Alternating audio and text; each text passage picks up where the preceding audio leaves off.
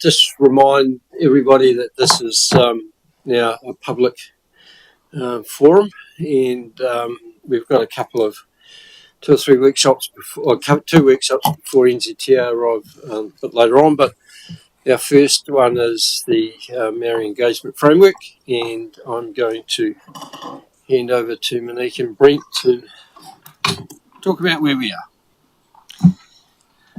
Kia ora, councillors, and for those joining us on live stream today, Brent and I were just having a bit of a conversation about how we feel a little bit mātaku about this workshop.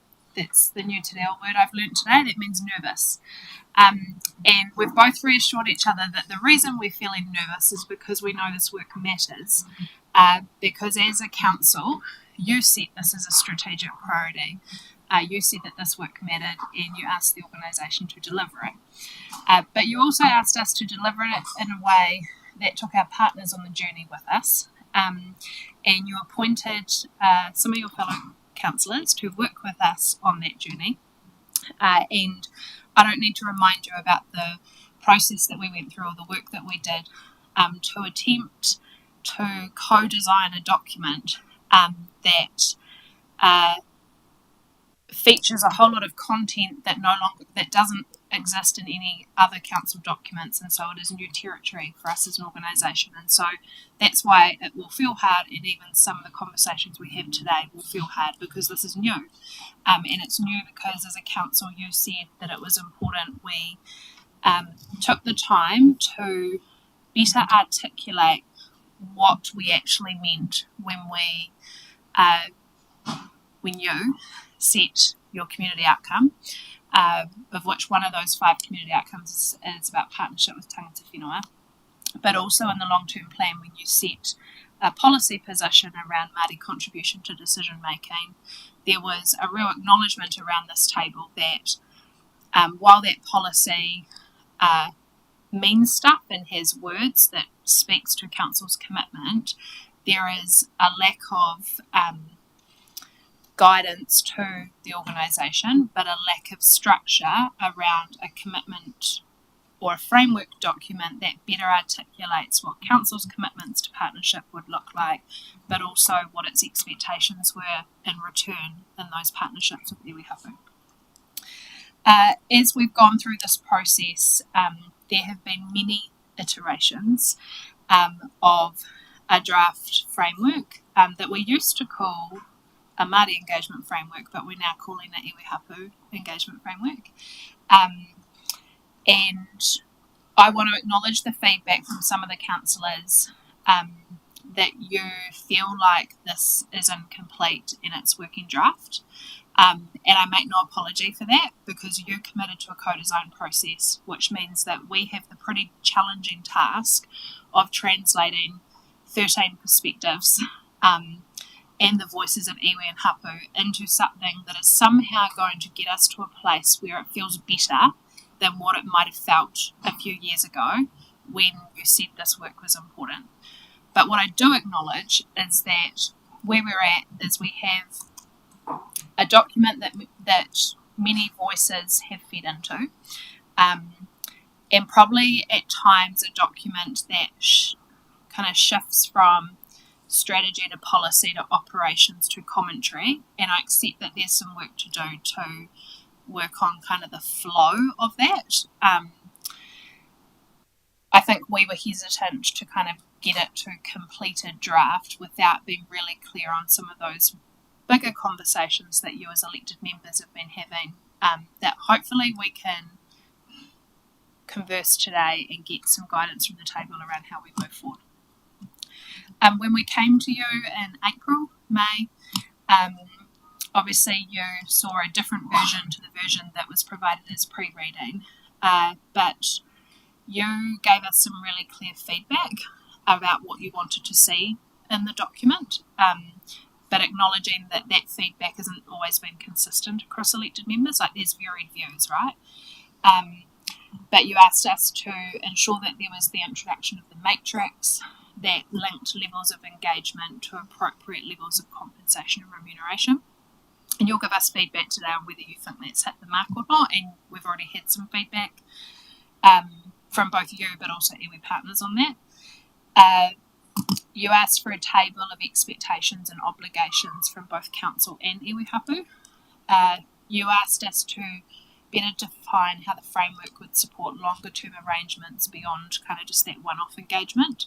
And so you'll see the shift in the language around the idea of templated partnership agreement, templated resourcing agreement, the idea of base capacity funding, and then things that might work beyond base capacity funding. And I acknowledge there's been some concerns raised about the looseness of that. And hopefully we can get into some more conversation about that today. You asked us to better kind of define the strategic hierarchy of the council documents, and at the moment you just have a placeholder picture, but there is actually a picture that is to be inserted in that, but to separate, better articulate the role of the Māori contribution to decision-making policy and the iwi hapu engagement framework. There was quite a bit of conversation at the last workshop about a baseline of council's engagement obligations, and would be fair to say kind of mixed views around the table on whether you wanted us to go away and get legal advice on that. But what we have done is we've used the tools and resources that Local Government New Zealand provides, because they have been based on legal advice and they are what many councils around New Zealand use, and that's what's helped us shape the minimum. You'll give us feedback on whether you think that is sufficient. And then you asked us for a more precise articulation of partnership and how it aligns with legal obligations. Again, you'll give us feedback on whether you think that is sufficient or not. There were a couple of additional things that we have added that you may not have asked for, although I think one of them was you did ask for. So you'll note in the document there is some more deliberate language about how council is not the authority to determine who has mana. There's also some language about overlapping layers of interest and council's approach to being inclusive rather than exclusive.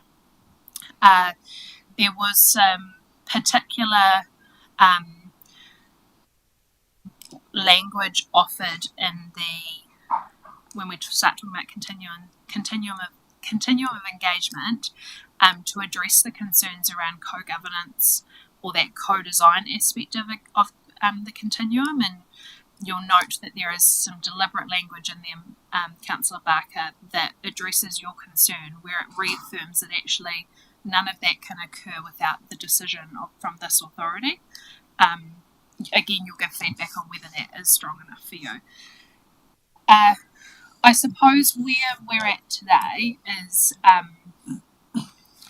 mindful that there is work to do on flow, structure, tightening some stuff up. There's also an iterative process whereby this has gone out to iwi hapu for their feedback. Some of the early feedback shared was just some concerns around cultural impact assessments and maybe our assumptions on the cost associated with cultural impact assessments. But we've still got some work to do to understand iwi hapu's views on the latest version.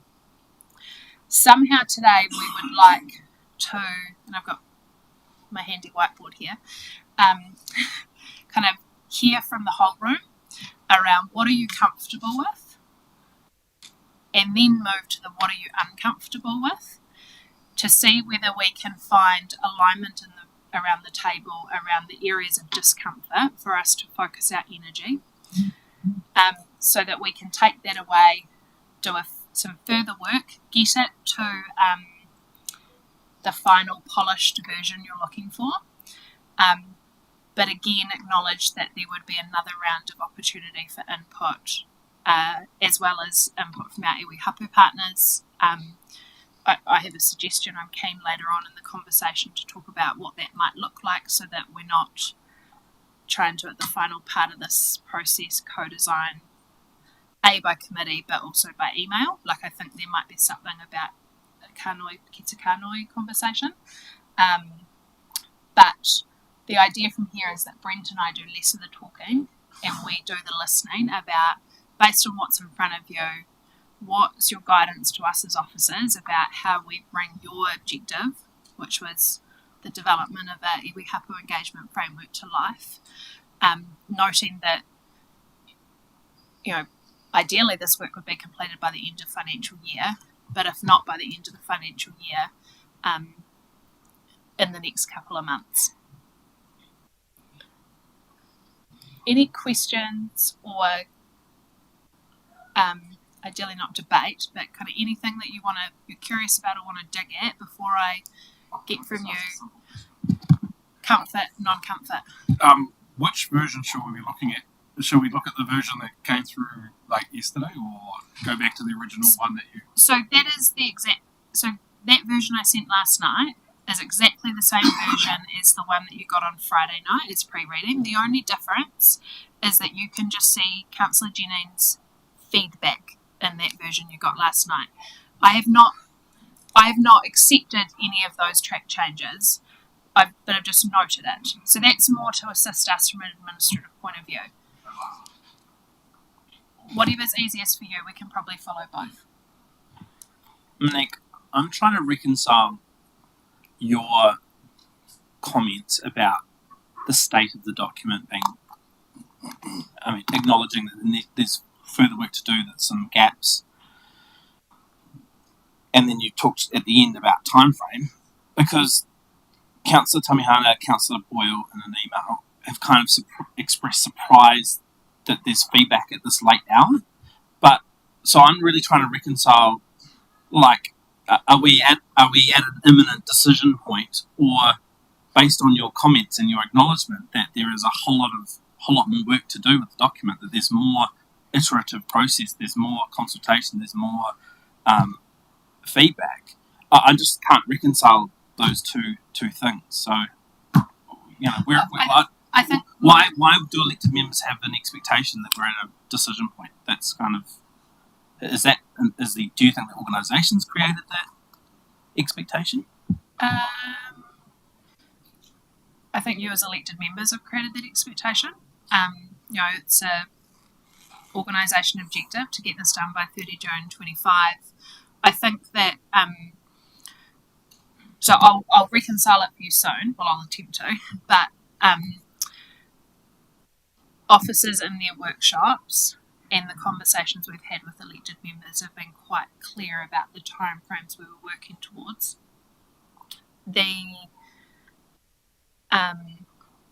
I think we would have, while the feedback earlier would have been helpful, there wasn't an expectation that we weren't getting any feedback today. So of course we were anticipating feedback up to today. To reconcile kind of how I've articulated that there's likely to be kind of another round, that's me reading the room and trying to, I suppose, acknowledge that we're at a point where, depending on the feedback and advice you give today, we've also got a feed-in required from iwi hapu, and I'm not sure whether there'll be alignment. I don't know. That kind of depends on the direction you as councillors give today.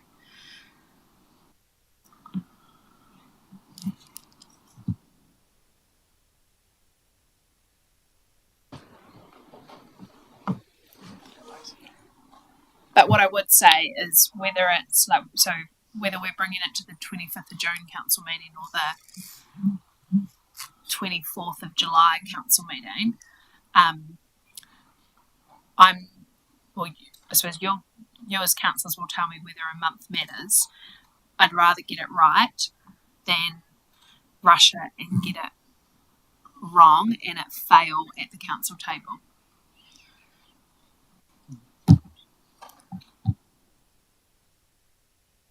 Are we comfortable with the approach that we go around the room? What are you comfortable with? What are you uncomfortable with? And then when we've got the list of uncomfort, we can try and find alignment.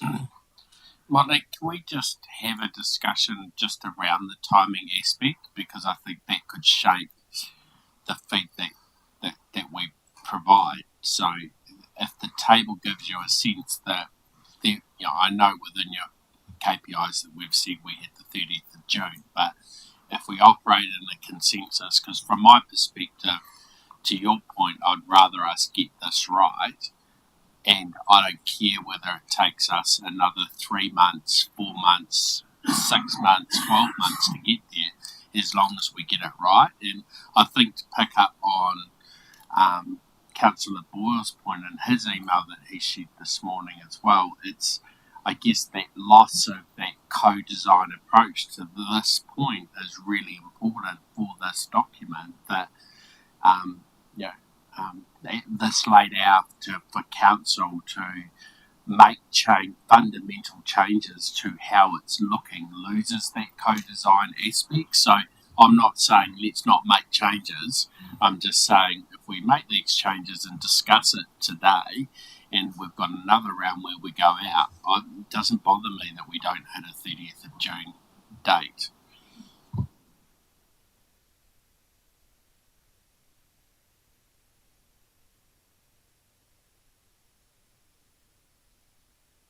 Sam, Mike, your thoughts around the time frame, just so that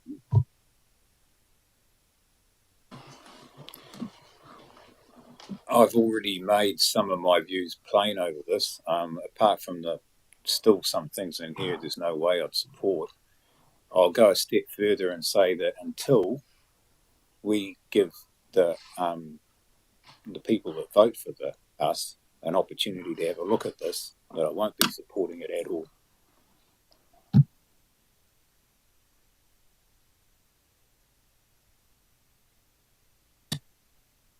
Sorry, in terms of time frame, which I'll come back to what you're saying, Clint, is what's the rush? Well, where is the rush? There's a whole lot of stuff in here that I think we actually need a mandate from the electorate for. And if people don't think we do, I'd be really interested to understand why. I just want to respond to you there, Mike. I mean, you're kind of saying, well, let's send it out to the people to decide, but then you don't want to send it out either. So, I mean, in some ways, yeah, I'm quite happy to finalise it and send it out for consultation and see what comes back. But that means that we have to sort of get through the process now and adopt it and put it on the council agenda and do it. But Jonathan, that's not actually giving people a chance to input into it. That's saying this is it. This is it. This is what we decided, and now you get a chance to see it. I want the people to be able to see what we're doing here. After all, do we not pride ourselves on being transparent? So could we, I wonder if we note that on the whiteboard, and because what I'm hearing is there's a conversation to be had about what is the process for community engagement or not, and what would that look like. So can we note that and then come back to that near the end of the workshop? Are you okay with that? And you've been consistent in your views on that, Councillor Barker, that you want community to be able to have input into this.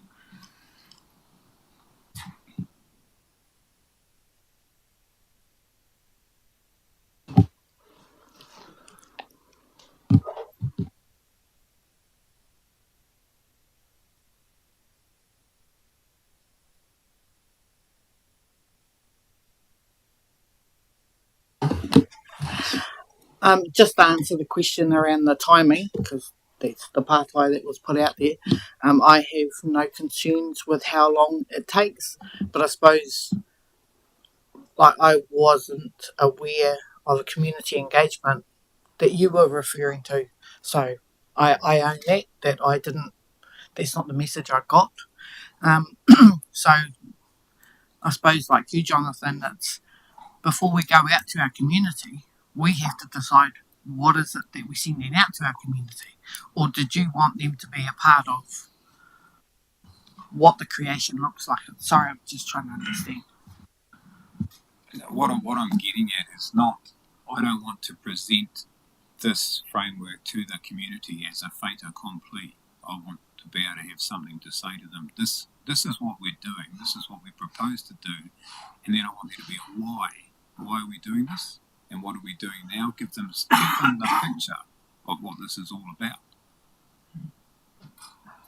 So, you know, and I'm not saying that we need to go through a full consultation process either, but there are tools that we've got and ways that we can actually engage with our community.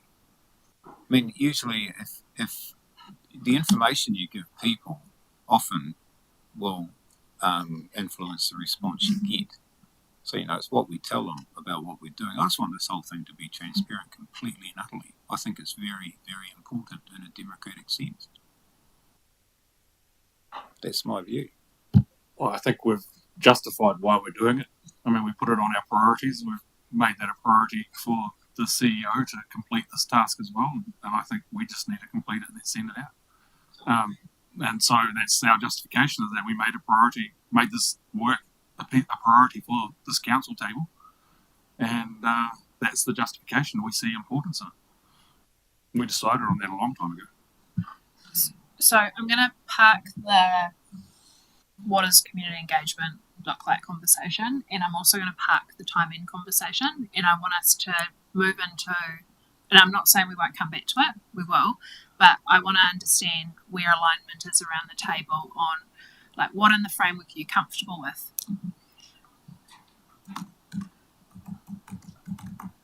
Looks like the Deputy Mayor would like to start. Yeah, look, I'm comfortable with the draft as it sits now. What is front of mind for me is to hear in more detail the sort of matters that have been raised through the email system, and in terms of an open workshop, it's important too that the public hear that. But my level of comfort at this stage is that we're on the right trajectory.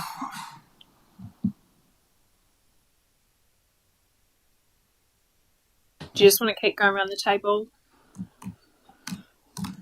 Councillor Grimstone? Look, having read the framework and seen how it's developed, I'm comfortable we've got a co-design solution here.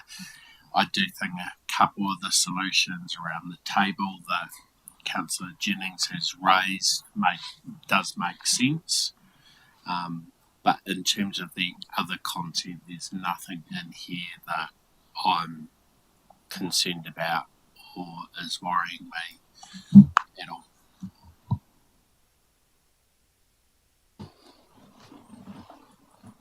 I'm very comfortable with the draft.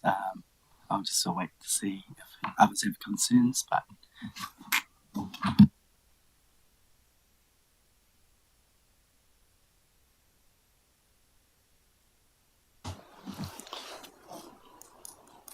first and foremost, just want to acknowledge our iwi partners that have worked really hard with and behind the scenes with those of us on the PAG, and also want to thank the PAG members, all of you, especially you, Mike, because you've been honest from day one, and I really appreciate that. And I'm sure your constituents do too. It's an adamant testament to you. I'm actually really comfortable with where we are, considering where we started, which was nowhere. And I remember why we started this journey. Very clearly, there was a need for the organisation to have a much better, robust system, framework, whatever you want to call it, about how we engage and work with our iwi partners and how we reciprocate those engagements between all parties. Like others, time doesn't concern me. I'm all about getting it right. But I also remind myself that this is a living document. It's not a document that's a fait accompli. It's not a document that's closed. It's a document that's open and will be amenable in time. Whatever those reviews and that look like, and whatever's going on at the time, I'm sure will have to be considered appropriately and amended the document to suit whatever legislations and things come in and impact on our organisation. I think we're definitely getting closer. I truly appreciate those that have given so much of their energy into this process, and even though it feels slow moving, and sometimes it doesn't even feel like we're moving. In fact, there's been no time I felt like we've gone backwards. But I think through the tenacity of the people that attend and the staff guidance, can't say enough actually about the way that the staff have supported the process. Coming in and out, switching out from Monique, switching out from Brent, whoever's sitting in the room, Aroha and others. Yes, it's been challenging, yes, it's been a new pathway, but it's also been exciting, and that's the part that I like, is that this is an exciting opportunity. We are leading the way. This is a pathfinding document that may set a tone not just here for Horowhenua, but it might set a tone nationally and be a way in which others can benefit from the hard work that we want to do here to support our iwi partners moving forward, and our hapu, and more than that, our marae, that need to see themselves within our district, because we ask a lot of our iwi and our hapu, and sometimes it may not feel reciprocated. And I think that this journey is showing genuine reciprocation, willing to take up a hard task and just do the mahi. And so I can't say enough about the officers for doing that, even in a challenging time. So haere tonu, I reckon, and like JP said, bring it to council and let's get it on the table. And I'm all about transparency too, Mike. If the public want a consultation process around something as significant as this, and it is a deliverable that we must do, then I'm all for that. I have no issue at all. I've got a binding referendum coming up this year. I've got other things on my plate. This is a big piece of work, but so is that.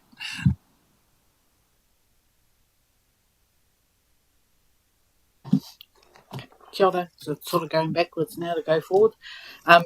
Just thanking everybody that's participated, our iwi hapu partners, PAG and the staff, for all the mahi that you guys have done behind the scenes. For me too, this is a living document. It just is, for me, will inform how we move forward. We're going to have lots of things in our way potentially, and having good relationship with our iwi hapu partners can only benefit us in our community. We've also paused when we've needed, which is just a moment to take a breath, catch where we're at. But I've been really encouraged by the authentic and genuine engagement that we're trying to get through. Hence, if we need to take the time, then let's take the time. Kia ora. Just sorry to jump in, Bernie, but I've been negligent in giving apologies from Ross, who will be back, but is caught up in urgent stuff. So my apologies for not saying that at the start.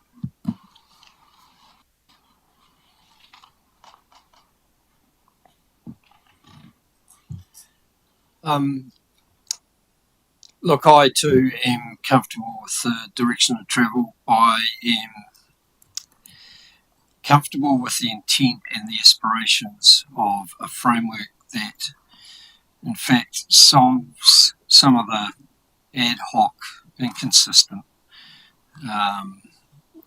going nowhere type of agreements that we've had, and that was pretty much the basis of why we started this framework, because there was so many inconsistencies and inequalities right across our relationships with different iwi hapu. So, look, I'm pretty much in agreement with those that have spoken before in terms of the direction of travel. I'm definitely okay with.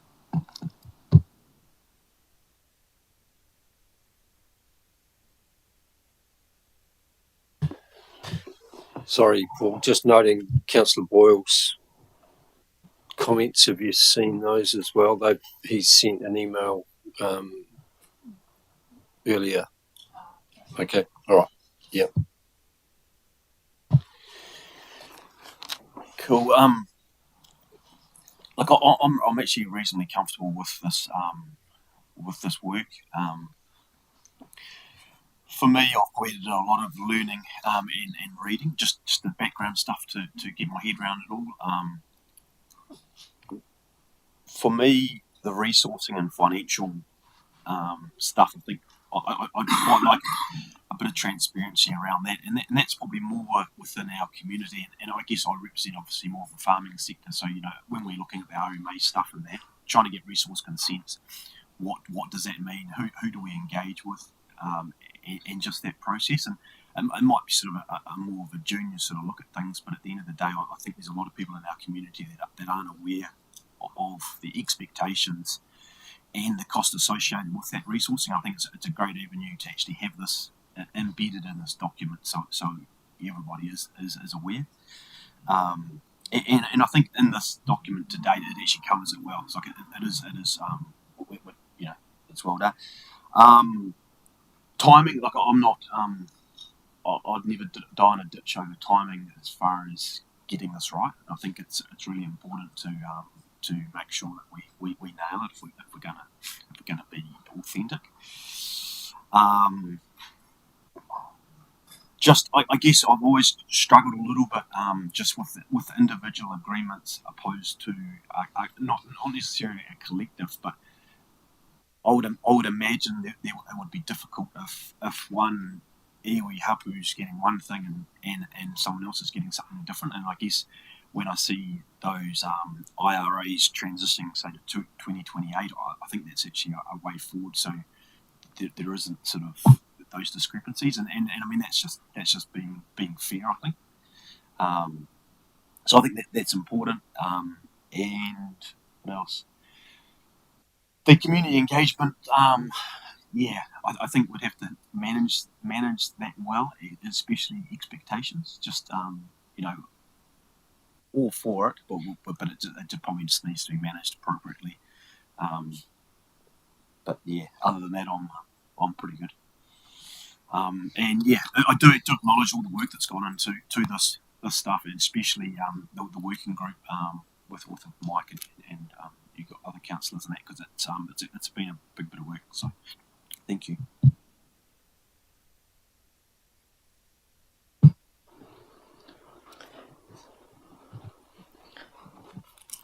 In terms of the document itself, I'm not actually supportive of any reference whatsoever, full stop, in terms of unelected representation and co-governance. That's just not happening for me as long as that's in there.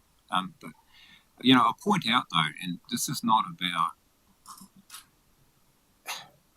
This is a democratic process. You don't need me to like it or not. Democracy takes care of the result. I'm just being completely authentic about representing ratepayers. So that's the qualifier. I don't. Yeah, I see. I kind of get the big long explanation of obligations and principles and treaties and documents, all of which are entirely, completely arbitrary.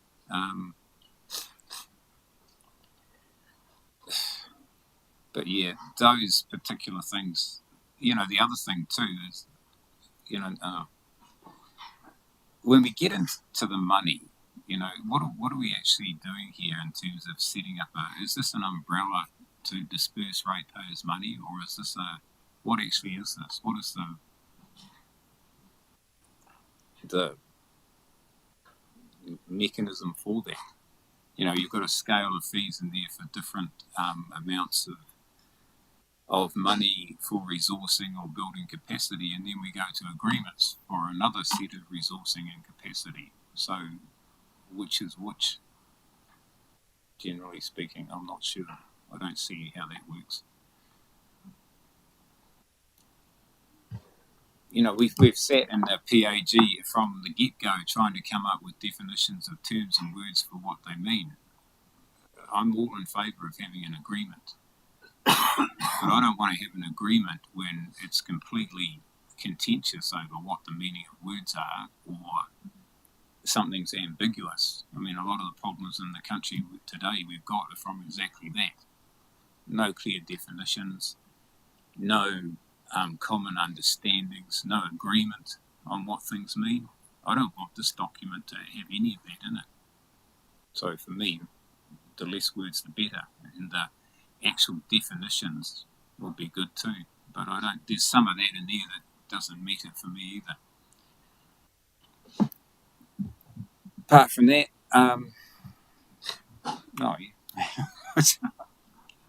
well. Is there anything you are comfortable with? Because that was just the bit I was trying to see if there was alignment on comfortable. We're going to move to uncomfortable. So you got ahead of the game, which is fine, Councillor Barker. The comfortable bit.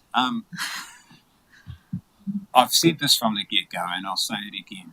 I'm comfortable with the spirit of the thing. And that's what it's about for me. I think the spirit of the thing is good, but there's a whole lot of stuff that's the devil, as always, is in the detail for me. Jenny, there's things you're comfortable with. I think it's a bit of a difficult question because, like, arguably you could say anything that in the document that I haven't marked up as a track change is I'm comfortable with, but that is caveated on the fact that it needs additional context, it needs additional words around it, it needs the flow, it needs the structure, and so I think that that's the issue is that, and I'll be careful so my comments don't get into debate, but in retrospect, maybe we set up the PAG with a mission where it was doomed to fail because there wasn't clear guidance to PAG around what does this document need to contain, or what makes it fit for purpose. Because my feeling is that the document reflects the worldview and the individual ideologies of people who have contributed through PAG. And so we've ended up with a document that's got, I think it's got a confused purpose. I mean, I'm comfortable with some of the wording around, like the current landscape. Section 1, fine. That's current landscape. It's because it's factual, it's objective. Because council's told us they were fine about it a few months ago. So but it's then the flow in terms of the purpose. Like, it doesn't a clumsy purpose. Is it about framing relationships? Is it about engagement? What is it? And you've acknowledged that it's incomplete. I don't think it's fit for purpose without some additional parts to it. And it feels like the document to me is a very one-way of partnership. It doesn't have corresponding expectations and understandings there's just some unrealistic expectations that we're creating here. Sorry, I'm getting into the uncomfortable. So yeah, I think and on what the I timing got from question, that is there's parts of it that you're comfortable with. yeah, and I've You're demonstrated that yeah. through, and I think what it shows though is where the table's at is that everyone's saying they're quite comfortable with what's in front of them right now, except for a minority. So if that's the will of the table, take it to a council meeting and we'll debate it. And if there's a need to put something on the table in terms of an additional motion around going to community engagement, I'll back Councillor Barker. And I mean, because there's no point. I don't like what I was trying to do in terms of my additional comments is try and say, well, this is what I think the document needs is to really make it fit for purpose, to make it understanding, to increase the understanding for an external audience. Because this isn't just about council and iwi partners reading this document. This is about the public reading this document. And so, could I test something? Yeah, sure. Councillor Jennings, do you feel like some of the confused purpose is, and this is like, let's be kind to ourselves, like to everyone, because this is us trying to do something we've not done before. But do you think, where that earlier comment I made about where we kind of are confusing strategy with framework, with policy, with opinion versus storytelling? Like, do you absolutely, and it's like really clear in terms of this is why I'm a little bit surprised everyone's saying they're really comfortable with it, because it's got a very clumsy tone. Like, some parts of it are very strategic, and then next of it looks like it's just a cut and paste from a best practice manual, rather than saying council is embracing and this is what we have determined we will do. And so, yeah, it feels really clumsy to me. So, and I think let's acknowledge that it feels clumsy. Let's remind ourselves, though, that that's a product of a co-design process where we're trying to weave in many voices. And so I acknowledge that there is a piece still to try sharpen it into a kind of a final product document. But what we'd always been clear with councillors on was we weren't going to do that till we'd got kind of the key stepping stones in place, but maybe that's not made it helpful. So like that's some learning and reflection for us. Let's move on to Councillor Proctor about what he's comfortable about, and then we're going to write a list about what are the things where there's discomfort, so we can see whether we can get guidance from you on what we do about that. Councillor Proctor. So I'm relatively comfortable with the document. Not that I want to spend much time on fixing the document up or adjusting it too much. I'd rather get it out there and test it with the community and test it with our partners. As Councillor Jennings said, we need that feedback from them, and I think testing it in a formal process might get the feedback that we need to sharpen it. I'm a little bit hesitant around what Councillor Jennings says around being too defined and too narrow in our definitions around some of these things, because that can then destroy the engagement process or stops engagement altogether. But my comments around the document are that in some ways I might have experienced the same issues as Councillor Jennings, as I was a bit clear around some of the motivation behind some of the sections. I mean, quite often we use the Marlborough court decisions to say, hey, council doesn't actually have any responsibility for treaty issues. Yet in this document we say we are. And so we just need to be careful around our practice and the fact that we are saying we do have some obligations around treaty, and yet the document then goes on. And so the big issue for me in the document is probably the engagement where interests overlap. So if we say we have no interest in the treaty and we will not participate in engagement where they overlap, but in this document we say yes, we do follow the treaty, we do want to follow our obligations under the treaty, but hold on, we're not going to have any say around issues around overlap.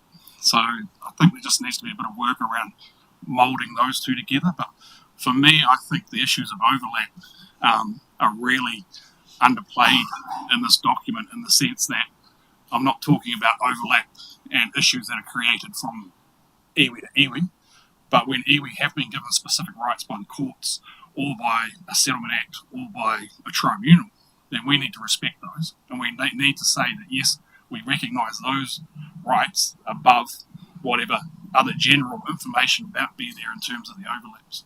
And so for me, a great example is Lake Whenua here. There are specific rights over that we need to recognise, and we can't just stand back and say, well, no, we don't. We're going to treat everyone equally in that situation. So there will be times when courts and tribunals and settlements will impose specific rights to us that we need to recognise, and that needs to be worked into the document somehow. We can't just throw our hands up and say, no, it's not our problem. And that sort of brings me back to the Marlborough decisions that we do use. Even though it's really handy for councils to rely on those decisions are always a bit of a two-edged sword, like all court decisions. Even though it says councils have no obligation under the treaty, blah blah blah, or however you want to interpret it, some of those decisions do say, but we do need to adhere to tikanga around decisions that are made when we're involving disputes over mana whenua areas of overlap. And so, in some ways we do need to recognise that some iwi do have a predominance, I suppose, and that tikanga should play out in our engagement practices. It's not in terms of the decision, but in terms of that we engage with those iwi, we need to recognise their preeminence and their tikanga around that and adhere to that. And that's not in the document for me. The other thing that was kind of a bit confusing in the document is I didn't like the tables with the charge out rates and the numbers and stuff like that. That doesn't represent sort of a true engagement process for me. I mean, for me, I would prefer sort of ditching some of those costs and some of those criteria. They're a bit stringent, and they could be counterproductive to having a good engagement process where we decide on remuneration on a case-by-case basis or a project-by-project basis. There was one other thing that's sort of some of that remuneration stuff and some of the compliance towards the end of the document around all the things iwi have to do in the appendices and how they have to report. It sounds overly compliant, sounds very complex, and it would justify an iwi saying, well, we're unsettled, we have no capability or capacity to spend 30 hours a week filling out your forms and filling out everything that you need.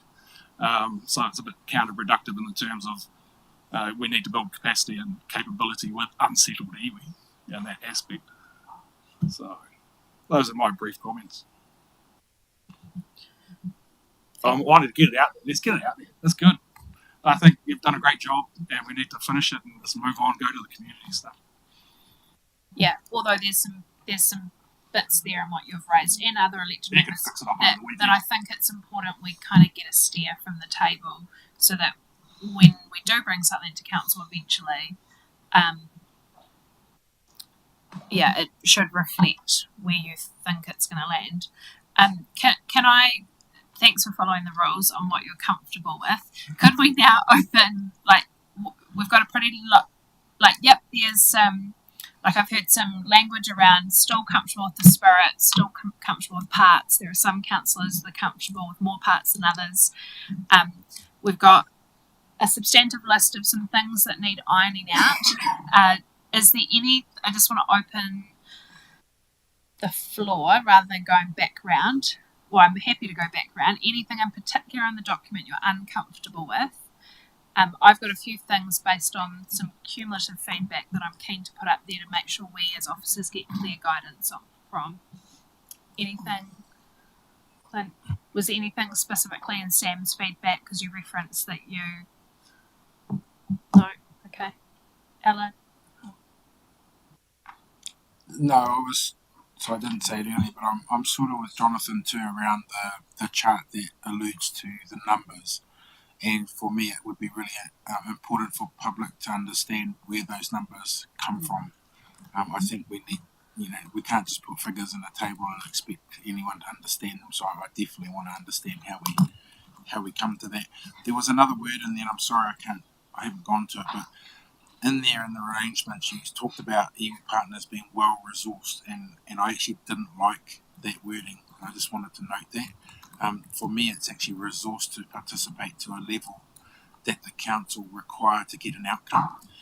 That's why we're engaging them. It's not what they want. It's actually what we're going to our iwi partner to seek their input on. And so, to just say that it's well resourced, I don't think is a fair reflection. It's actually resourced adequate to the need. Bernie.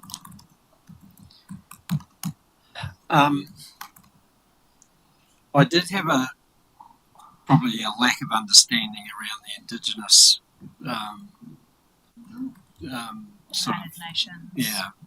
thing, and wondering why we need to explore that as part of a local sort of framework, because I'm just not clear on that, and I don't understand the significance of it. I don't really follow that. The only other statement that sort of worried me a little bit was the thinking that this framework could be on a casual basis, and I'm just trying to, I suppose, get that level of Jonathan's talked about the compliance not being issue, but then we talk about pick up the phone and face to face sort of type relationship, and I think this needs to be a little bit more elevated than conversations over a phone or face to face. I don't know how you reflect the ability to be able to have honest, open conversations, but without being some sort of record of those sort of things, because as we know, I get told frequently they don't want a conversation because then words don't matter, or they can be forgotten, or they can be twisted, or whatever. So just exploring that sort of thing. As I said, there'll be parts to it that not everyone will be in agreement with, and I get that. But as I said, generally the tone of the document, the intent of the document, and the aspirations of the document, I'm okay with. I'll leave it at that. Thanks. Specific, Councillor Olsen. I'd probably touch on that United Nations stuff as well. I obviously read Sam's comment around that. Probably a little bit of foreign territory for me, to be fair.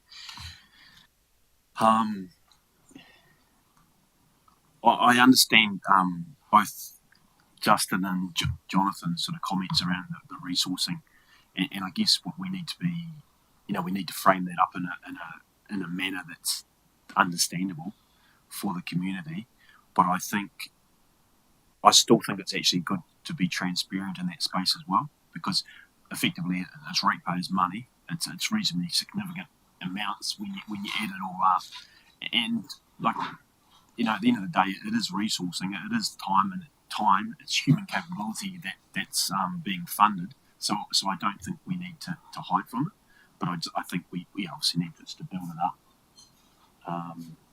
So it's it's on the table. But other than that, I'm pretty good. Anything else to add to your list, Mike? I realised I did it the wrong way around. Sorry, I did too. But I've had time to think now, so there's a few more things I'd like to raise. No. I think that basically, the UN thing, that's just farcical, that's absurd, having any reference to that in there. It's got nothing to do with the ratepayers of this district. And they have no obligation whatsoever under it. So that's history. Obviously, nothing's going to fly for me in terms of unelected representation and co-governance. I would rather see a really simplified explanation that was really quite concise than not sort of fluffy about rights, obligations, treaties, principles, all the rest of that. It's still way too ambiguous for me. But I think Sam really hit it on the head in a much more articulate way. I mean, in the end, this table will come up with something, and that's fine, as long as, I would like to encourage the will to actually get some public feedback on this. And I think, and what a great thing to do would that be, we're doing this, have a look, oh, you tell us you like that, you think it's great, wonderful, everybody's happy. I know I'm banging on about that, but I'm going to come to some of the common themes, and I'm going to try to get some feedback.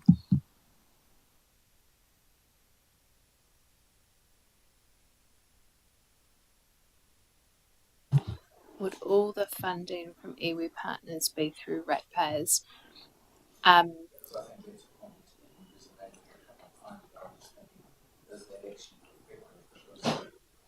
There's some projects and things like that potentially aren't council funded that iwi will be engaged in. I just want to remove the perception that all of this falls on the ratepayer, and that there's potentially other funds and things that source and stream that engagement for council. Yeah, so the majority of the funding would be from the ratepayer, particularly for the base capacity funding. Where it wouldn't be from the ratepayer, it would may come from development contributions. If we think about some of the growth-related projects and our engagement with iwi hapu through that, like there are some projects where there's examples of we've attracted external funding. An example of that is the work that Neville's helped lead out in Shannon, where we've attracted Horizons funding. So, no, not always from the ratepayer, but in terms of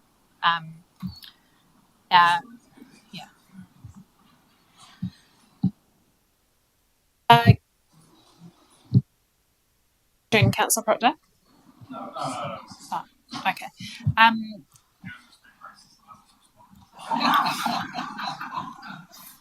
Councillor Brannigan, we're just trying to establish, so there's some commonality around what people are comfortable with. We're just trying to establish commonality on what people are uncomfortable about. I know you've come in cold to the conversation. Okay. Councillor Just for clarity, I was asking Councillor Proctor, I said to him, are you clear on what honouring the treaty actually means? Both versions of the treaty. Are you clear on what it... Because that's what we're committing to in the document. And so that's what I'm really uncomfortable is that I don't think we're clear about what we are trying to do. I've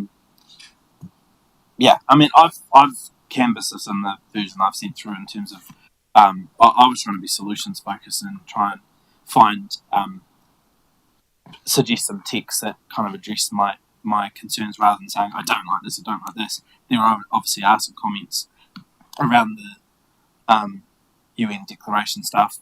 There's some wordsmithing in places. But yeah, the text I added was to address the stuff I was uncomfortable about.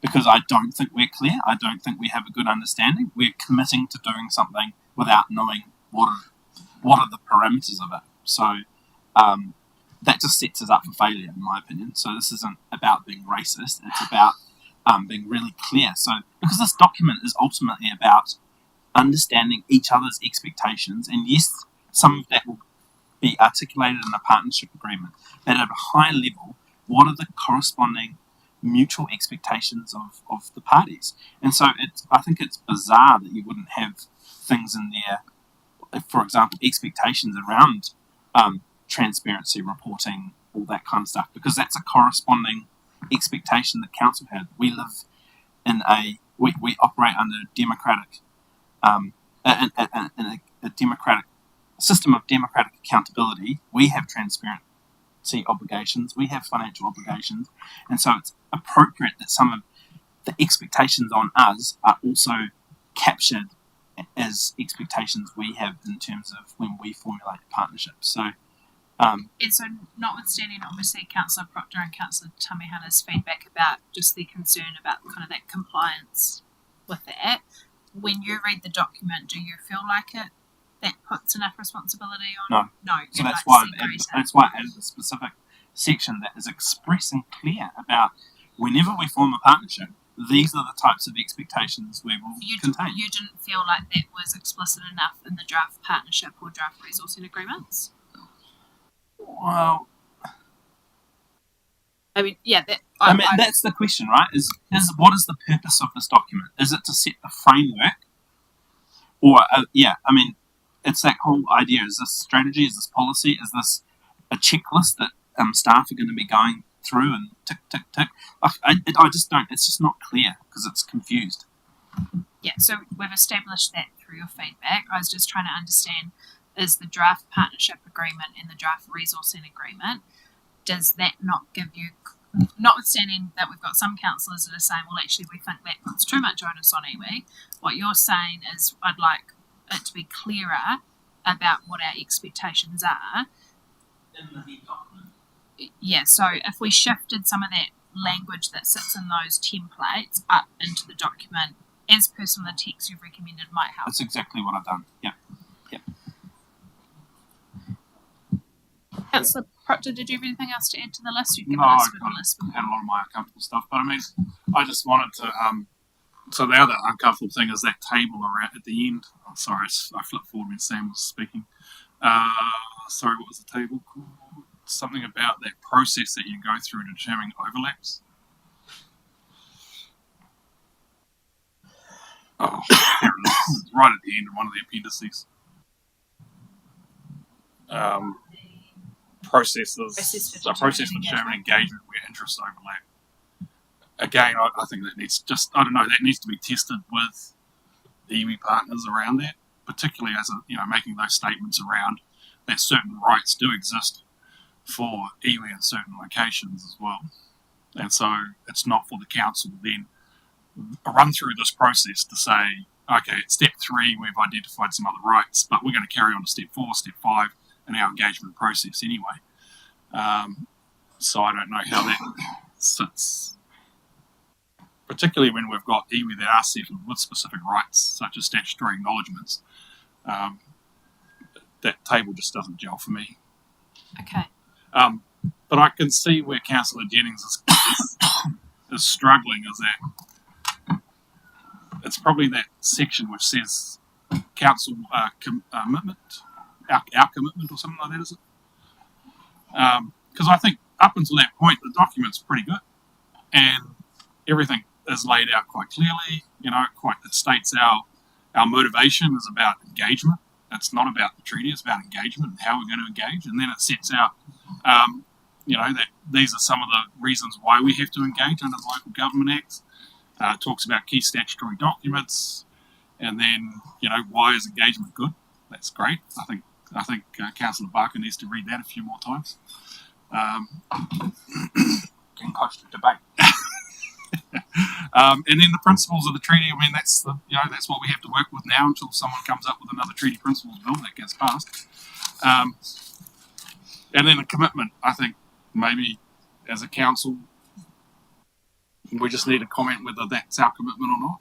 You know, I mean, I thought our commitment for us is how do we engage better? How do we have more inclusive engagement? Maybe the issue is that we sort of don't focus on honouring the treaty.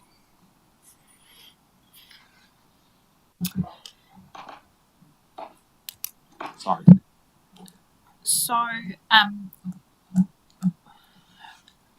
I've attempted to theme some of the feedback.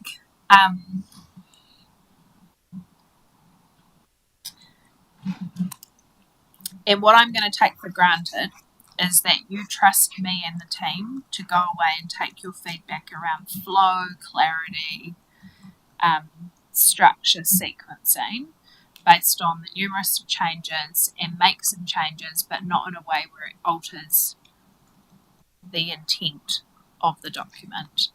I'm going to get through some of the other stuff, Sam, that addresses kind of purpose intent, but I suppose I'm keen for us not to talk about my word, it's not intended to be offensive, but kind of like some of the cosmetic stuff. Just trust us, and you'll tell us whether we get that wrong or right, I'm sure. Can I ask, because you talked about so earlier before about the being co-designed, I mean, doesn't that require first conversation with the partners then? Like, because if they're comfortable with where it sits and the table's already indicated they're comfortable with kind of where the document sits, just bring it in its form and debate it. Yeah, I think our intention as officers was always to do some of that tightening near the end, so we were going to do that anyway, but like it's subtle stuff that we would be doing. It's not, I don't think it changes intent. I want to get some guidance from the table about the reference to the United Nations Declaration of the Rights of Indigenous People, because that is some consistent theme that has been raised by at least a few elected members around either the declaration being non-binding and not domesticated into New Zealand law. Second, maybe a lack of understanding about what does it mean and why does it matter in this document. The reference to it came via the co-design process with our partners, so it was Raukawa that raised it, and probably what I do just want to remind the table is when you resolved to enter a partnership agreement with Te Tumata Kahoki at the end of last year, you reference the United Nations Declaration on the Rights of Indigenous People in that document. So I'm not saying that that's a reason to keep it in here, but I do just want to remind the table that it has been in front of you before. Am I hearing, do you want us to go pursue a conversation that says, well, what's the consequence of removing it? No? You're comfortable? This is where it gets a little bit challenging, because trying not to enter debate, but we need to acknowledge the views around the table, and we're just trying to get enough guidance as officers to go away and do what you need us to do.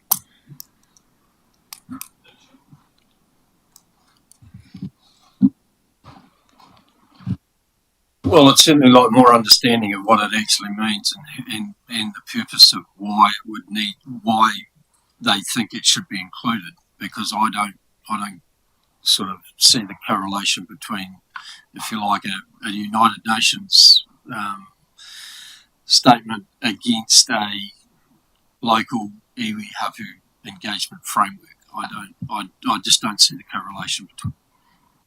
And all I could offer, just as a kind of commentary, not speaking on behalf of iwi hapu, is that when it was inserted, it wasn't read as council saying we will comply and we follow. It was an acknowledgement that the declaration had been considered in the development of the framework. So it was, and that's how it reads. It's that this has been considered. It's not saying that this is council saying that it's a kind of binding. But I'm not sure whether we're going to get a clear yay or nay. What I'm hearing is, I'm not quite sure what I'm hearing actually. So I guess my concern with this is one we've already referenced it in the partnership agreement that we already have as a council. And so one of the reasons for putting this particular document in its place is because the inconsistencies that we have as a council, in particular with dealing with our iwi partners. So I guess it makes me a little bit uncomfortable to take it out when we've already included and endorsed it in. I would be more comfortable with a document that subscribes to treaty and New Zealand law as being the overlapping document than something that's a United Nations declaration myself. But even just having the reference, and to your point that it was considered in the same way as in the earlier document, you recognise the work you've used, acknowledging the work you've used the Hamilton City Council framework in the co-design. So I think a referencing that was considered as part of the design of this document, but potentially taking out the next 5 sentences that justify why. And maybe that's also about where in the document it sits.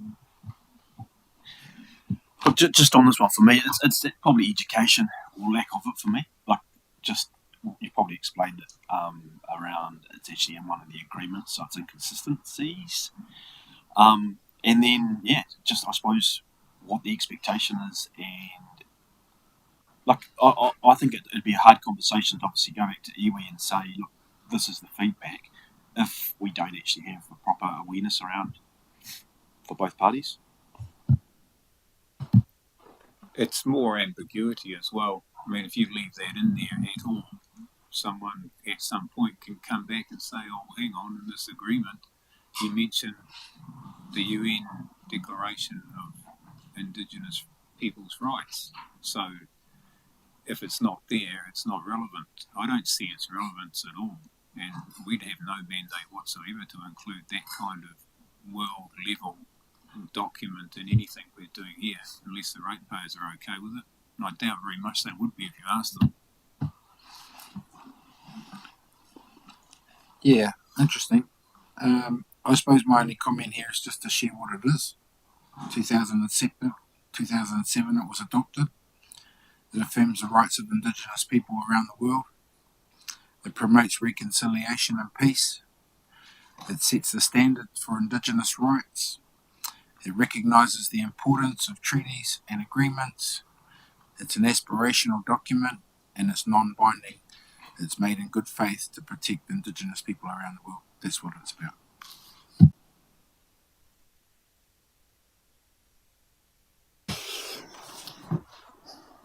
Okay, so Can I have a? Am I allowed to say something? For me, it kind of doesn't quite gel with the idea that you're setting out an engagement framework here. So I'm quite happy if it's removed. I mean, typically we'd use that sort of reference if we're dealing with Indigenous knowledge, or we're forming a treaty, or we're forming some sort of individual agreement. And so it can be, like you say, you've already used it in terms of the Te Matakauki agreement. That's fine, but I don't think we need to reference it in the way that the council's going to engage. It's more of a specific thing related to Indigenous knowledge. It just doesn't fit in terms of what we're talking about in an engagement process rather than recognising Indigenous rights. Okay. I'm hearing, like, there's not an appetite to remove it completely, but I'm hearing it's about how it fits in the document and what it signals. So, yeah, we'll do some work on that. Can I get some... So when I say a theme, it would be fair to say that this has only been raised by you, Councillor Barker, but just the guidance around the co-governance / unelected representation. And I'm just wondering whether in our different iterations, maybe some of that assurance that you'd sought around when it's empowered. Oh no, it is still here. So you've been really clear that you would not support anything in the document that speaks to co-governance or unelected representation. At the moment, the document speaks to empower being the greatest model of engagement, and that's where iwi hapu make decisions. It's where they choose to discuss it with us. Obviously, that's the level that's most ambitious in empowering iwi hapu decision making. We added 2 sentences which said, the engagement spectrum does not remove the democratic decision-making ability Horowhenua District Council has. In those instances where Horowhenua District Council consciously chooses to decrease its decision-making power and control over outcomes, it is done first with a deliberate decision of council to do that. Does that not give you what you wanted? So what that's saying is that if council was to ever move into that space where it does allow unelected representation into decision making, it's only done when a democratic decision has allowed it, which is not necessarily what other elected members on the other end of the continuum might want, but we were trying to balance the perspectives. Yeah, I appreciate that. But yeah, it's part of that. What's that IPA whatever? Yeah, scale of stuff. Yeah, it's still that exists. I'd have to think about that. I don't, as much as that kind of, it doesn't take it out of it. It gives it a rationalisation and puts it back in a democratic arena to be decided. But yeah, I'd have to think through that for me.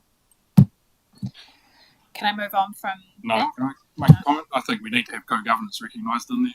I think we need, like you say, we need to have an ability or a mechanism for us to explore representation on various committees from iwi. I mean, we have independent members all the time. Why can't we have representation from iwi on some of these committees? The other reason why I'm so strong about it is actually our council is lumbered with possibly one co-governance board, which is the Lake Horowhenua Domain Board. That's a co-governance board in legislation. It was created, 80 odd years ago almost now, and we have to recognise that there's co-governance occurring in our district, and through settlements, we already have one settlement which has a co-governance and co-management board set up over Manawatu River, and there'll probably be other times when co-governance will be forced upon us through settlements and various other acts as well. And just understanding the language, which is something that you've come back to a lot of times, Mike. We've got to be so careful using the term co-governance, because my understanding is that follows on from treaty settlements, the co-governance model. But to the more important issue about having Māori voices representation with full rights in various branches of council, I agree we should actually be exploring that, and that may be a relevant discussion a week from now in terms of some other things that we're considering. So I like the second part of what you said, but I don't want us to be confused by that term co-governance. Correct me if I'm wrong, but I think it does have a pretty clear definition that it's post-settlement, where you come to Waikato River, etc. That was part of a settlement process. So just keeping the language so we're all understanding the same thing, I guess. Yeah, so like hypothetically, if council saw a future, and I'm not saying you should have this discussion and debate now, but if you saw a future where one day there might be a Māori standing committee that had representation on it, that worked alongside council to then recommend decisions to council, that's probably not at the empower end of the spectrum, that's more collaborate. But that still requires a decision of council to get there. So it's not, the wording in itself doesn't release that decision.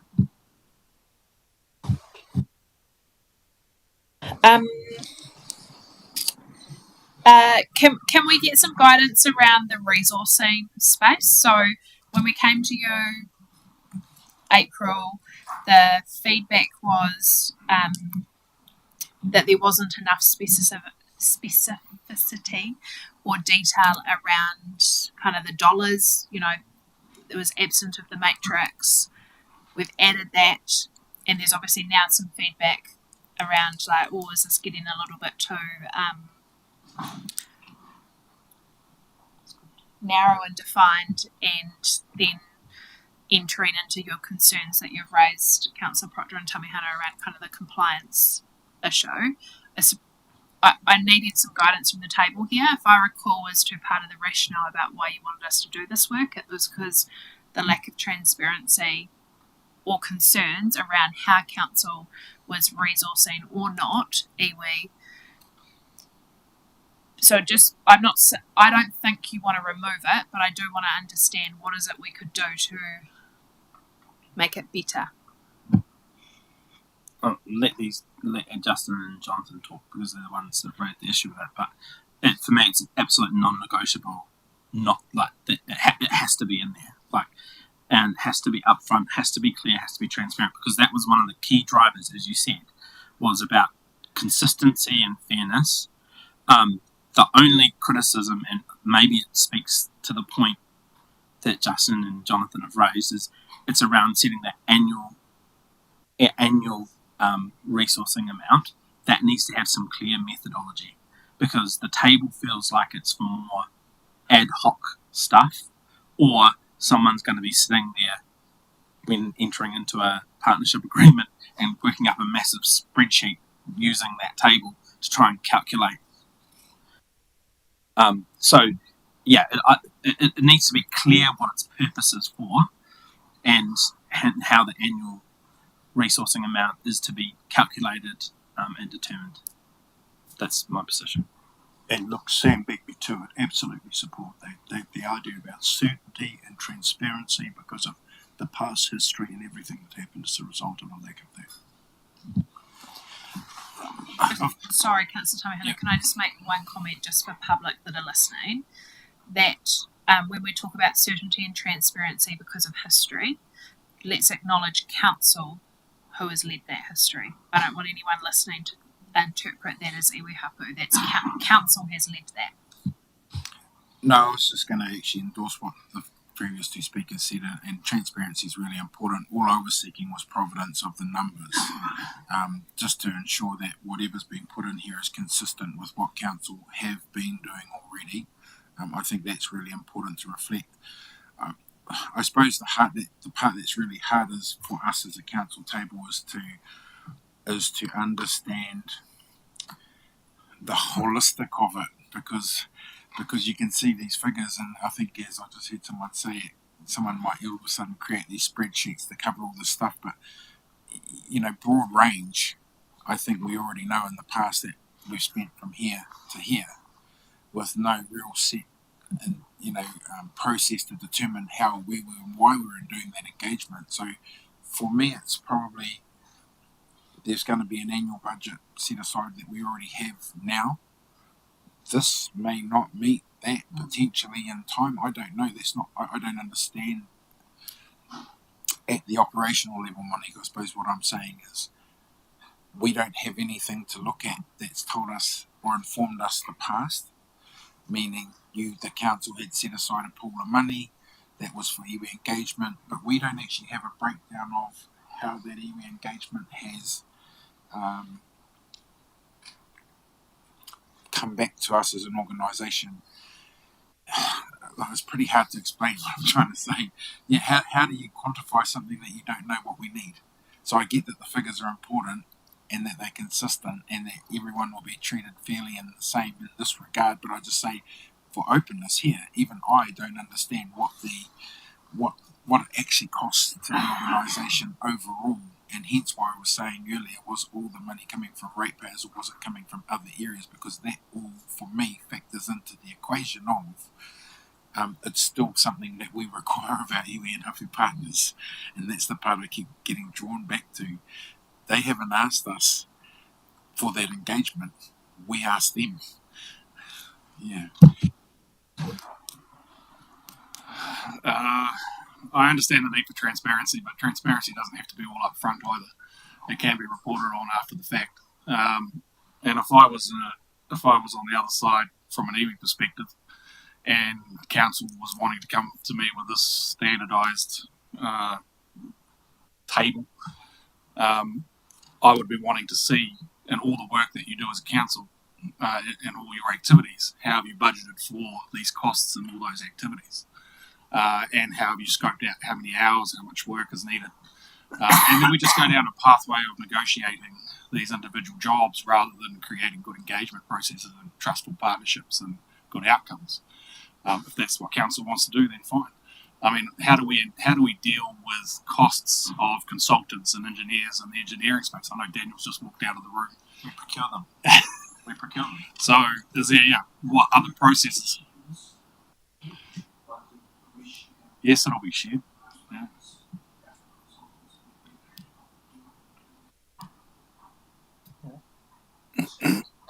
Total hospital. Well, but it would be publicly available. Our consultancy spend, yeah. But I think that I hear your concern, Jonathan. And that was kind of the intent behind being more articulate about this idea of base capacity funding to acknowledge that actually council needs iwi and hapu to engage in its decision making processes and to set iwi and hapu up in a way whereby they can then interact with the additional things that require a greater level of engagement. And so I hear what you're saying, that maybe that's not articulated well enough in there. For me, it's up to council to decide in all its activities how much it sets aside for an iwi engagement or iwi input or whatever. If it's doing a new development or new plan change, there's budgets done by the council staff on how much this plan change is going to cost, all the items that you're going to have. I'd expect to see a line item in there of iwi engagement rather than just having a table in an engagement document saying, sorry, we want you to contribute to this activity, but you're constrained by these numbers here in this document. So it doesn't seem to be a lot of negotiation around hours and numbers. And for me, budget without it. Eh? How do you budget without it? How does council budget without it? Or how does council budget anything? Information. But that requires engagement with the iwi to say, here's our costs. I mean, for me, it's more of a case of, does iwi accept these charge out rates? Yes, so I don't think how you've read it is the intent of it. So I need to reread that and think about that. Put some more words around how this applies and how it's going to be used. Yeah, did you not feel like the draft resourcing agreement spoke to that? In terms of that idea of base capacity funding? Yeah, well, that was the good part. And then I'm just wondering how constrained is that base capacity then limited by these charge out rates? So that's additional. Oh, maybe it just needs to be a bit clearer. Yeah. But then again, for me, it's kind of, we have unsettled iwi in this district, and they're not going to be part of every single project. I don't know. I need to think about this clearly, I suppose. But yeah, it just doesn't gel with me having a table like this. I mean, you're going to have more problems with iwi responding to the table saying this is just rubbish. We'll tell you how much we're worth and how much our charge out rates are. And for a cultural impact assessment over something like O2L, is not going to be constrained within $1,000 to $5,000. If an iwi's committing 4 people to a project and it's actually 4 full-time people over a period of 6 months, these costs just don't apply. We had some feedback about how the cultural impact assessment is undercut. I think maybe don't focus on the number, focus on the... Well, everyone's going to focus on the numbers if you put that in there. But Jonathan, the part of the reason why we're in this situation today has been the inequity that has been alleged or accused of us in the past, that we are playing favourites or we're giving some people special treatment or we're doing other things like that. So I think having at least a guidelines or a framework to be able to understand the cost that we're going to be up for is being equal to all, and so that they've got a clear understanding of where they're going. There will always be, different sort of issues that will crop up from time to time, and I'm sure there'll be enough flexibility in the Chromie, to be able to negotiate those If profit. you've got a trusting partnership, yeah, well then you trust each other that that's going to happen. But this table doesn't say that. But no one understood until a few years ago, actually, how much money we were spending a year on Maori engagement. No one understood. We didn't have a clue, and it wasn't until we actually got it specified to us that we understood the complexity of the agreements that we had, the ad hoc agreements that have been made, that were all over the shop and were made at the time to suit the purpose of that, whatever the project was. So this, to me, cleans That's and tidies. for me, that's a council problem. I mean, I agree, and that's why we're trying to clean project it up. management process within council, not understanding the costs of how much time and effort's required from iwi to participate on these projects, resource consents and various things like that. And if council's not keeping track of it, that's a council problem. That's not an iwi problem, and iwi shouldn't be further constrained by the fact that councils had trouble budgeting and managing those budgets and then tracking costs and expenditure on different projects as well across iwi.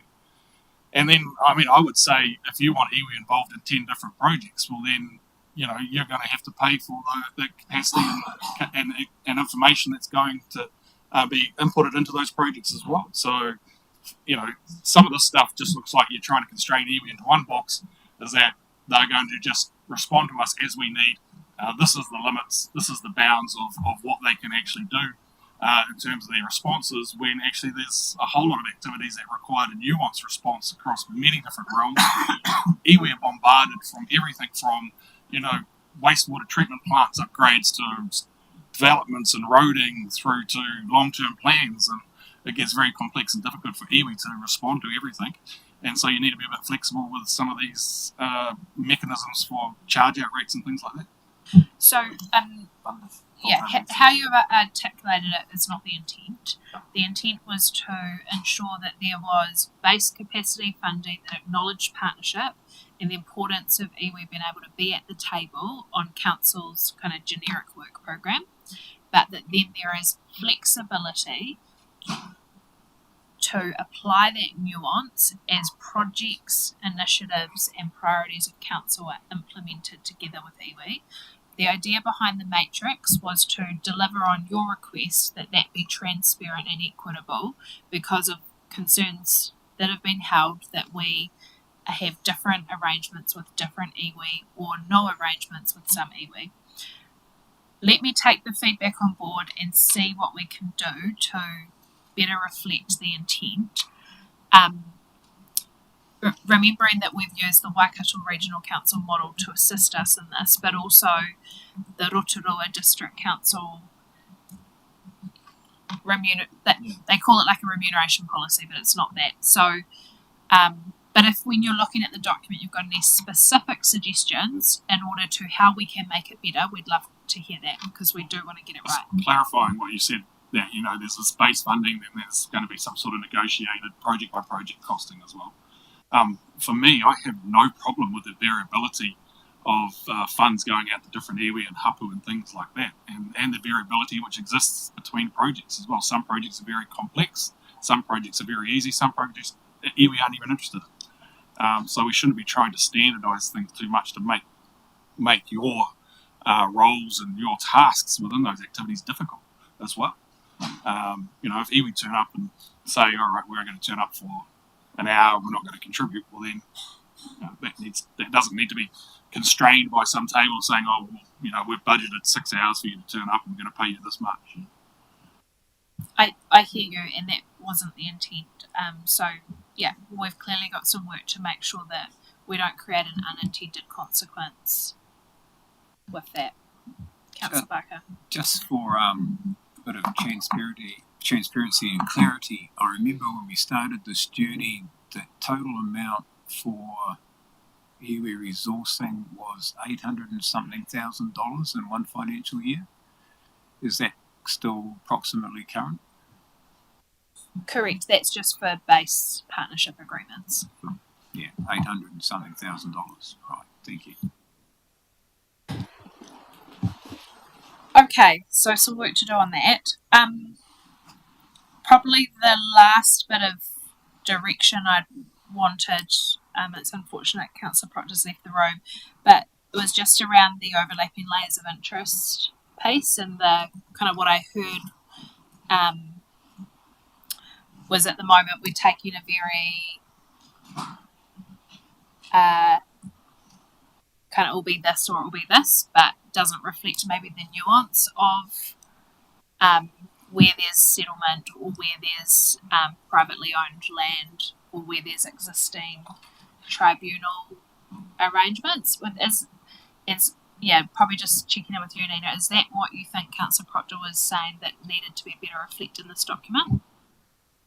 That's what I understood from what he was saying, because I know that there has been times where there has been a decision, whether it's by the Waitangi Tribunal or another court or piece of legislation, that because it's not a settled treaty settlement, that whether we are appreciating the full context of that situation.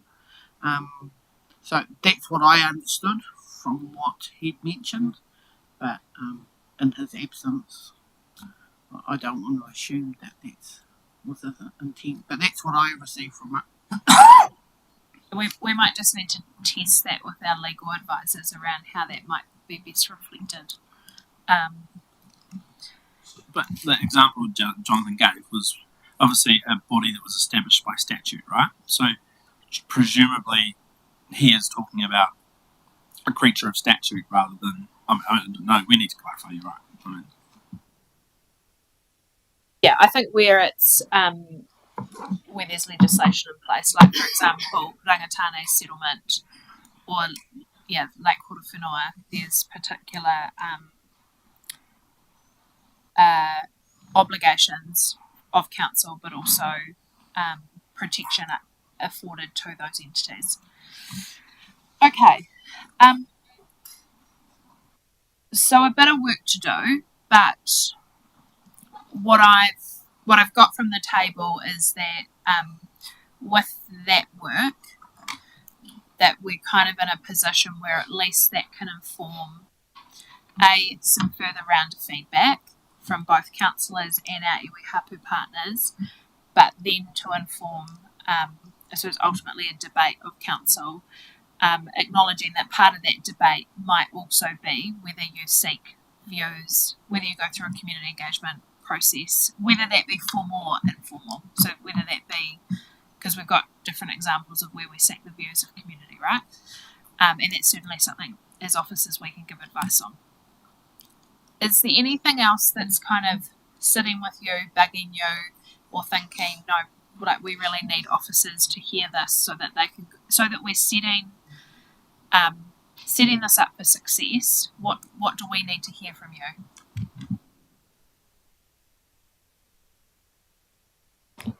I think it's right. Just saying something Jonathan said there around the resourcing. Where if I heard him right, it was around they don't know what their costs will be until sort of the end of the project. So I'm not sure if I had that right. I'm not probably articulating it well, but I sort of got the point from him that they don't know what their costs will be to be engaged in a certain project, you know. But if that's what he was saying, from our point of view, surely we've got to have some understanding around a CIA or whatever it might be, what those costs would be. Surely, to goodness, we would with any other group or consultant or the expert we're engaging and sort of thing. So, can you expand a little bit on that? Because so I think what I was hearing. No time for it to be open-ended. Yeah. So what I think I was hearing from Councillor Proctor was his concerns that in attempting to put some structure and uniformity around it, that we potentially run the risk of putting ourselves in this really small box that actually creates unintended consequences for council and iwi. And so he was encouraging us to make sure that there was some flexibility built into it. I didn't hear that it was necessarily we wouldn't know costs until the end. I think it was an acknowledgement that sometimes a project might be this little or this big, and we shouldn't assume every project should be treated the same in terms of how we would have, which is the same as any other project. So that's the same application we'd make to any other skill or resource or that we were procuring. Yeah, so just use this example for me, just so I'm clear. So if we're looking at a project, we're bringing a consultant in, we have the scope of the project, and we're going to get some kind of idea from that consultant, or group, or expert, whatever it might be, what their costs are going to be, aren't we? And that's factored into the project cost. So, what I'm saying is this should be no different in terms of this framework. There should be a mechanism, obviously, where those costs are assessed. There's an agreed level of cost to this. There's always room for variations, get that, but that's sort of, you getting me? Yeah. Yes, and so I think what collectively, if we think about the intent of the framework, councillors have been consistent about ultimately you want to make sure that costs are reasonable and are transparent. And all Councillor Proctor, I think, has highlighted today is, let's just think about reasonable and make sure that we're not making it so stringent that we're not being reasonable too. My question for you, Monique, is under the section titled Specific Considerations for Engaging with Māori. Is this intended to supplement, replace the Māori contribution to decision-making policy? Because I thought the document was talking about iwi hapu rather than just all Māori. And so I'm just not sure about that. And then there seems to be some real operational implications from that section. Like, so for example, there's an expectation that is envisaged that basically says, it says wherever possible, pick up the phone as an example. And so it talks to setting expectations about how you are going to engage and sets a default expectation. For me, like, that's a good example of one where I don't think that's realistic. Like, it's not a realistic expectation because there'll be some stuff that just gets emailed or, like it's sent an agenda paper. There's other things like the time frames one, and we've talked about this before, is yes, while we can have an absolute goal and ambition to provide as much time as possible to understanding iwi hapu structures, but we're subject to a statutory time frame or an external third party time frame for a submission, for example. Like, there has to be some realism added to it, and this section doesn't acknowledge that. Yeah, I hear you, and I think that there is careful wording changes that we can do that acknowledge what iwi hapu have said is important, but also acknowledges the operating environment council is in.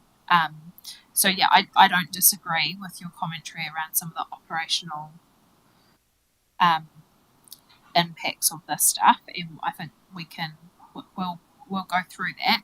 This is not intended to replace the Māori contribution to decision making policy, and my apologies that the picture's not in the document, because what that would show you is that the Māori contribution to decision making policy, like, that's policy, that is something that under law you must consult with your community on. It sits in your long-term plan. It has more significance than the iwi hapu engagement framework. Yeah, so, but what you've said is you're going to go and wordsmith what I've just quoted there, but yet you've got a table here that's saying, no, we're comfortable with the document as it is. And so there's a direction being given that's the operational direction. So that's my confusion and challenge to the table is, if by saying you're comfortable with the document as it is, you're accepting these things. That's what you're saying, is you're accepting how these things are framed, because words matter. And so that's part of the frustration for me, is like, if everyone's happy with that, and that's the signal that's been given, but for a couple of minority views, then what mandate do you have go away and wordsmith that contrary to the will of the table? Well, I think elected members can speak to their reaction to some of the things you've raised. But what I heard was that some people had identified they agreed with some of the comments made, and like those things that you've just highlighted, I don't think they shift the purpose or sentiment of the document. They they help sharpen its focus. I don't think it's where there's been disagreement around the table. I think it's on this stuff yeah. But again, when we go through this, you'll be able to see what we've changed and what we've not changed, so that, again, if there's disagreement, then you'll tell us.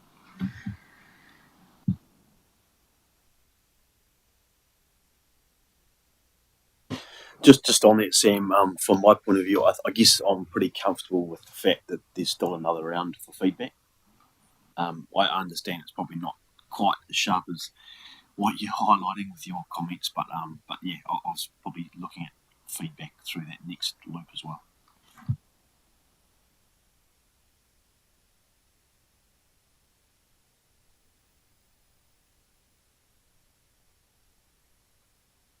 I think Sam, the thing to remember is you're making a comment, you're comfortable with it, and that is within the context that Monique has already acknowledged that there's some wordsmithing that needs to be done, that it's not as tight that it was, that they were still going to go away and do some work on it before it comes back. So your feedback can then be considered to refine. So I don't see it losing too much value by taking onto your account the feedback that you've provided, because just like any feedback round, Monique and the officers will take it on board and refine it and represent it back to us. Like, if you were asking me, would you today vote on this document and support it in its way, shape or form, the answer would be no.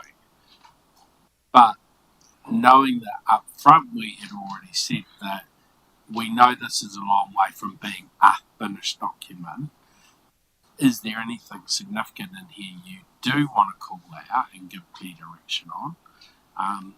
So from my perspective, acknowledge there's still work to be done.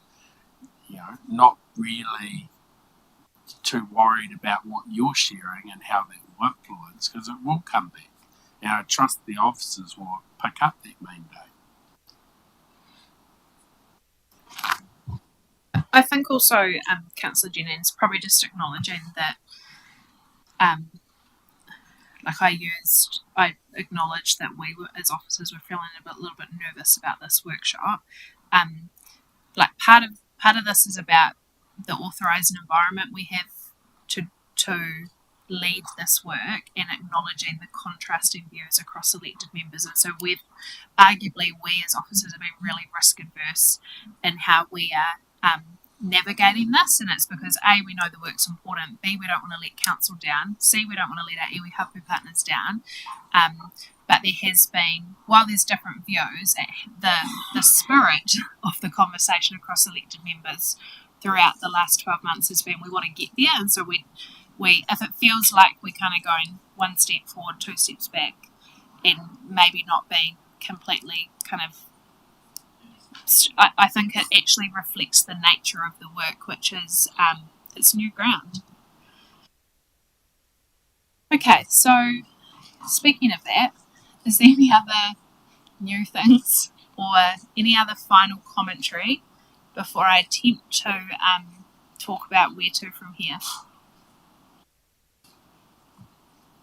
Okay. So from here, we're going to, you've given us some clear direction on some things, a little bit less clear direction on other things, but we're going to attempt to take the feedback on board, update the document. What we will also do is summarise any feedback that we've had from our iwi hapu partners and share that with elected members. Our focus will be then on resharing an updated document that does have the polish and the flow and feels a little bit less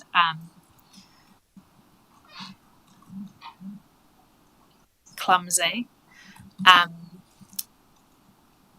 in a way where you as elected members can then share with us any complete allergic reactions. We afford that same opportunity to our iwi hapu partners. But that ultimately, I think, acknowledging that where there will just be some contrasting views on some aspects of it, and that we will need to draw a line in the sand and actually bring a report to the council table and allow you the opportunity to debate that, which will also include some advice about what potential community engagement might look like. Could we please have that advice sooner rather than later? Because I fear that if we wait till a week before a meeting to get that advice, because ultimately it's either going to be convincing Mayor Burney to allow a recommendation to be included in, well, so I guess it's in consultation together about having a recommendation around that, or there being a motion from the floor. So the sooner that we can be clear about that and allow people to, yeah. And I can give you some initial advice, which is your community outcomes and your Māori contribution to decision-making policy are your two levers that trigger significance that you would consult with your community on. The question for council is the draft framework consistent or inconsistent with that outcome and policy? My high-level assessment, which you may have different views on, Councillor Jennings, is that it is consistent. So therefore, it wouldn't trigger significance, therefore you wouldn't have to consult. But there are many examples of where this table have chosen to consult, even where you've not been required to. And that continuum of engagement, following the IAP2 model as per our significance and engagement policy, would allow you to, there are absolutely opportunities for you to think about how you would do that. And I think all I would caution council with is the timing of that engagement, given the soon-to-be released pre-election report, which is an apolitical document that council don't sign off, but conscious of the timing also around the referendum of the Māori wards and I suppose that as an organisation we cannot have an expressed view on that, and so I would want to manage risk around that is all I'm highlighting. But we can, that's my initial advice, Councillor Jennings. We'll get some more robust advice to you in time. Okay, thank you, councillors. This has taken longer than I'd anticipated, but I think it's been helpful, and it feels like a step in the right direction. We do have visitors joining us at 4:00, and so we will break. And I will go be very kind to Blair, who I've taken up his whole presentation time